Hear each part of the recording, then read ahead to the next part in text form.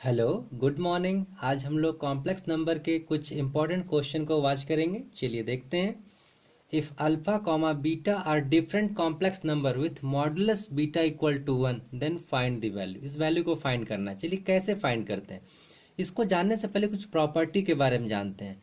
ये z into z conjugate is equal to होता है आपका मॉडुलस z का स्क्वायर, एंड Z1/Z2 का होल कंजुगेट लेने पे हम लोग लिख सकते हैं Z1 conjugate divided by Z2 conjugate, and also Z1 plus या माइनस कुछ भी रहे इन Z2, दोनों का यदि पूरा कंजुगेट हो तो उसे अलग अलग तोड़ के लिख सकते हैं Z1 कंजुगेट प्लस या minus Z2 conjugate. Okay, Z double conjugate रहने पर इसका कंजुगेट रिमूव हो जाता है, सिर्फ जेड लिखते हैं, ठीक है।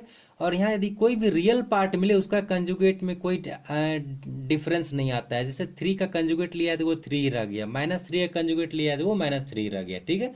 चलिए सॉल्व करते हैं। अब इस टाइप को क्वेश्चन को सॉल्व करने का एक तरीका क्या होता है, इन जनरली हम लोग इसके मॉडुलस में स्क्वायर लेके आगे बढ़ते हैं, ठीक है। तो देखिए मैंने मॉडुलस में स्क्वायर लेके आगे बढ़ा हूँ, और अब देखिए फर्स्ट ही इस प्रॉपर्टी को यूज कर रहा हूँ। इस प्रॉपर्टी के अनुसार मॉडुलस जेड स्क्वायर को क्या लिखे हैं, जेड इंटू जेड बार। तो इस पूरे को मैंने पहले इस पार्ट को लिख दिया और उसका कंजुगेट लगा दिया, ठीक है। अब बारी बारी से एक सारे प्रॉपर्टी यूज करूंगा। सेकंड में जस्ट ये और ये दोनों साथ में प्रॉपर्टी यूज कर रहा हूँ, ठीक है। तो पहला एज इट इज जैसे का तैसे लिख दिया, कोई अंतर नहीं किया इसमें, ठीक है। दूसरे वाले में जैसे मैं ये प्रॉपर्टी यूज करूंगा तो इस पूरे का कंजुगेट लग जाएगा, इस पूरे का कंजुगेट लग जाएगा, और उसके बाद मैं ये थर्ड प्रॉपर्टी लगा रहा हूँ तो उसके अनुसार क्या हो जाएगा, देखिए beta conjugate minus alpha conjugate, ठीक है। और अब नीचे वाले में 1 का कंजुगेट तो 1 ही रह जाएगा, कोई अंतर नहीं पड़ेगा। और ये अल्फा डबल कंजुगेट, एक कंजुगेट ये वाला और एक कंजुगेट ये वाला आया, डबल कंजुगेट, ठीक है। और ये बीटा के लिए बीटा कंजुगेट लगा दिया, ठीक है। आप यहाँ तक समझ पाए होंगे। आगे बढ़ते हैं हम लोग। अब जस्ट सिंपल मल्टीप्लाई करते हैं। एक बात ध्यान दीजिएगा, यहाँ अल्फा डबल कंजुगेट, इसका मतलब सिंपल अल्फा है ये, ठीक है। ये कंजुगेट रिमूव हो जाएगा बाय दिस प्रॉपर्टी, ठीक है। चलिए अब ध्यान से ऊपर मल्टीप्लाई करते हैं। इस बीटा को मल्टीप्लाई करेंगे ये दोनों से तो बीटा इंटू दिस पार्ट लिखे हैं। अब माइनस अल्फा को मल्टीप्लाई फिर ये दोनों से, तो यहाँ लिख दिया हमने। आइए डिनोमीटर में देखते हैं, 1 को इस दोनों से मल्टीप्लाई करेंगे तो यहाँ मैंने अल्फा लिखा है, यहाँ देखिए ध्यान से, ठीक है। और इस दोनों को इसको मल्टीप्लाई करूंगा ये दोनों से, फिर तो यहाँ लिख दिया।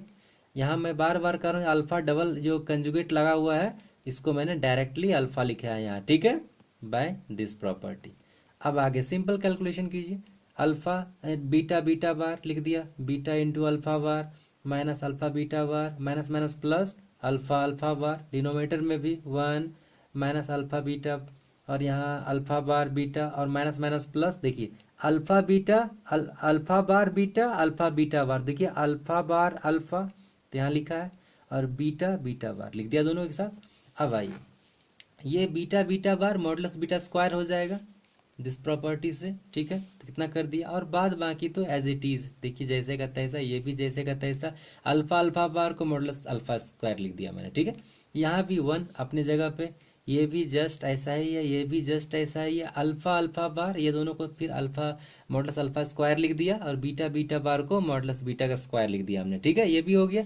अब आगे जस्ट देखिए, आपको क्वेश्चन में गिवन है मॉडुलस बीटा इक्वल टू 1, तो मॉडुलस बीटा का स्क्वायर भी तो 1 होगा। तो ध्यान से देखिए, इसको मैंने 1 बना दिया यहाँ, और बाद बाकी जैसे का तैसा।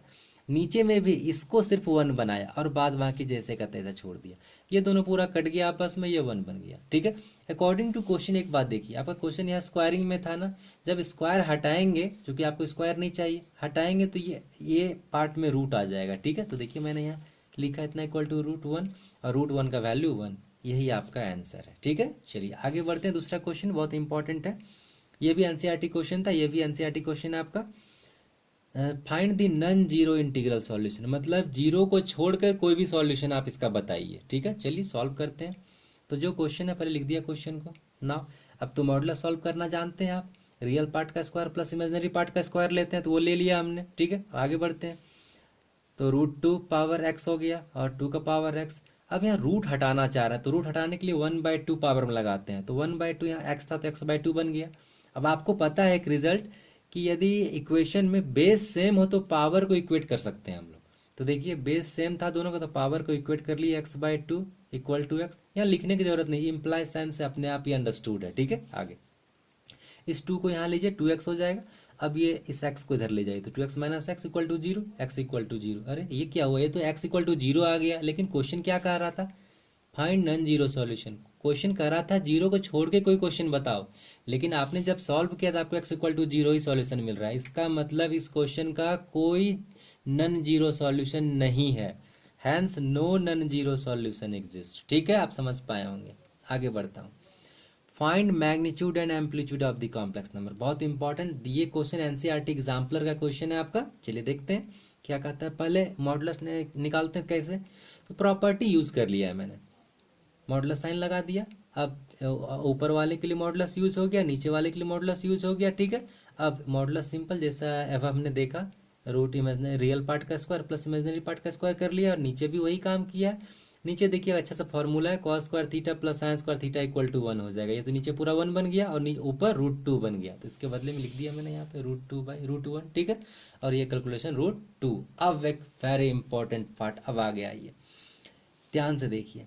1 माइनस आयोटा, मैं इसे चाहता हूँ एक्सपोनेंशियल फॉर्म वाले पे ले जाऊँ, e⁻ iota theta cos theta plus iota sine theta. यहाँ देखिए आयोटा प्लस में, और पोलर में भी आयोटा प्लस में रहता है। ठीक है, तो मेरा मकसद है पहले कि इस आयोटा को हम प्लस बनाएं। और उसके साथ एक और बात, आपको पता है कि ट्रिग्नोमेट्री में साइन थीटा और कॉस थीटा का वैल्यू 45 डिग्री पर सेम होता है 1/√2। तो ये 1/√2 कैसे बनेगा, √2 आप कॉमन ले लेंगे, -√2 कॉमन लेने से ही आपका आयोटा भी पॉजिटिव बन जाएगा।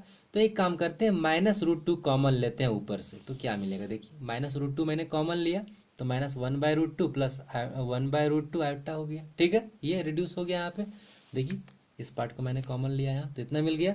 अब आगे नीचे तो जैसा था वैसा लिख दिया मैंने। अब क्या करता हूँ, एक छोटा सा थ्योरी आपको मैं समझा रहा हूँ। एक सर्कल ले लिया, first second third fourth quadrant बना लिया।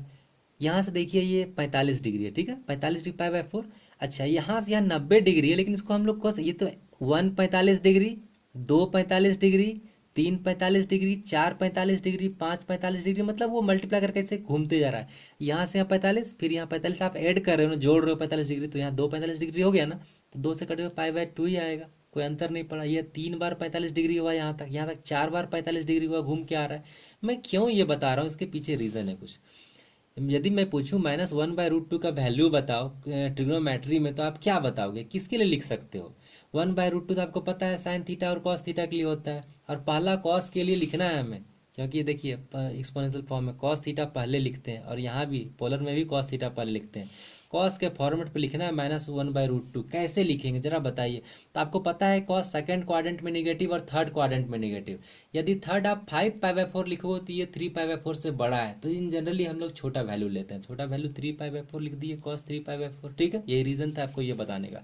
आगे साइन के लिए 1/√2, साइन सेकंड क्वाड्रेंट में आपका पॉजिटिव होता है, और ये दोनों वैल्यू सेम ही लेंगे थीटा, इसलिए 3 π/4 ही लिया, एडजस्ट कर गया। अब इसके बाद फिर से देखिए e⁻ iota theta cos theta plus iota sine theta, ये थीटा को सीधे e⁻ आयोटा थीटा के रूप में लिख देते हैं। ये लेक्चर मैंने आपको बताया है लास्ट किसी अन्य वीडियो में। ठीक है, अब लेक्चर नंबर मुझे पता नहीं है, लेकिन आप वॉच करेंगे आपको मिल जाएगा एक्सपोनेंशियल फॉर्म। ठीक है, चलिए आगे देखते हैं। तो इसे मैंने लिख दिया, -√2 तो बाहर है पहले से आपका। ठीक है, ये e⁻ आयोटा 3 π/4 लिख दिया, और नीचे e⁻ आयोटा π/3 इसके लिख दिया। अब सिंपल अलजेब्रा वाला सॉल्यूशन हो गया, इसको ऊपर ले जाएंगे, आयोटा दोनों में कॉमन, e⁻ आयोटा 3 π/4 माइनस π/3 हो गया। और इसको जब आप सॉल्व करेंगे तो यहाँ आयोटा 5 π/12 आ जाएगा, और बाद बाकी जैसे कहते हैं इससे। अब फिर इसको रिड्यूस कीजिए ट्रिग्नोमेट्री वाला में, तो क्या मिल जाएगा इसके लिए, -√2 तो बाहर है, कॉस 5 π/12 प्लस आयोटा साइन 5 π/12। ये मेरा पोलर फॉर्म हो जाता यदि ये माइनस बाहर नहीं रहता। तो देखिए ये तो रेडियस है ना, और रेडियस कभी निगेटिव नहीं होता, इसको पॉजिटिव बनाना होगा। कैसे, चलिए माइनस करते हैं। यहाँ से आप लिख सकते हैं इस कॉस 5 π/12 को कॉस पाई -7 π/12 आप लिख सकते हैं, इसलिए ध्यान से देखिए, कैलकुलेट करोगे तो यही आएगा 5 π/12। ठीक है, ये लिखने का तरीका है, और इसको भी लिख दिया मैंने इतना। ठीक है, अब आगे पाई -7 π/12। अब आगे ध्यान से देखिए, cos pi minus theta minus cos theta होता है, और यहाँ भी एक माइनस था, दोनों मिलकर प्लस हो गया है। ठीक है, अच्छा sine pi minus theta sine theta होता है, इसमें माइनस वगैरह कुछ नहीं होता, ये पॉजिटिव रहता है। लेकिन यहाँ भी माइनस था एक बाहर में, तो वो यहाँ आ गया माइनस। ठीक है, और यहाँ 7π/12 हो गया, तो ये एडजस्ट हो गया। अब एक और, ये भी पोलर फॉर्म अभी हमारा नहीं है एग्जैक्ट। एग्जैक्ट कब होगा, देखिए यहाँ ध्यान से, इसे पॉजिटिव बनना पड़ेगा। तो आपके पास है तरीका पॉजिटिव बनाने का। देखिए ट्रिग्नोमेट्री में आप cos minus theta equal to cos theta लिखते हैं, तो इसको लिख सकते हैं कॉस माइनस 7π/12, कोई प्रॉब्लम नहीं है, क्योंकि cos minus theta equal to cos theta ही होता है। लेकिन sine minus theta equal to minus sine theta होता है, ठीक है। तो ये माइनस वाले को, इस माइनस को मैंने यहाँ अंदर कर दिया, यहाँ ध्यान से देखिए, यहाँ लगा दिया, और ये पॉजिटिव बन गया, क्योंकि अभी देखिए तोड़ेंगे तो sine minus theta equal to minus sine theta लिख सकते हैं। अब मेरा एडजस्ट कर गया, ये दोनों एंगल सेम हो गया, और ये एग्जैक्ट इस पर बैठ गया r cos theta plus iota sine theta, ठीक है। तो दिस, ये जो मेरा वैल्यू मिला यही है, ये जो पार्ट मिला यही हमारा पोलर फॉर्म। और आपको पता है पोलर फॉर्म में जो एंगल होता है वही हमारा एम्पलीट्यूड होता है। तो ये मैंने लिखा है which is in polar form and amplitude theta equal to -7π/12। उम्मीद है आपको ये पार्ट समझ में आया होगा, ठीक है। आप ध्यान से वीडियो को 2 बार 3 बार देखिए, आपको समझ में आएगा सारी बातें। मैंने एक भी बात यहाँ छोड़ा नहीं है, ठीक है। आप इसे ध्यान से देखिए, इसके बाद भी कहीं कुछ कसर रहती है, समझ में नहीं आती है, तो आप कमेंट करेंगे, मैं फिर से एक बार आपको समझाने की कोशिश करूँगा, ठीक है। चलिए ठीक है, have a nice day, thank you.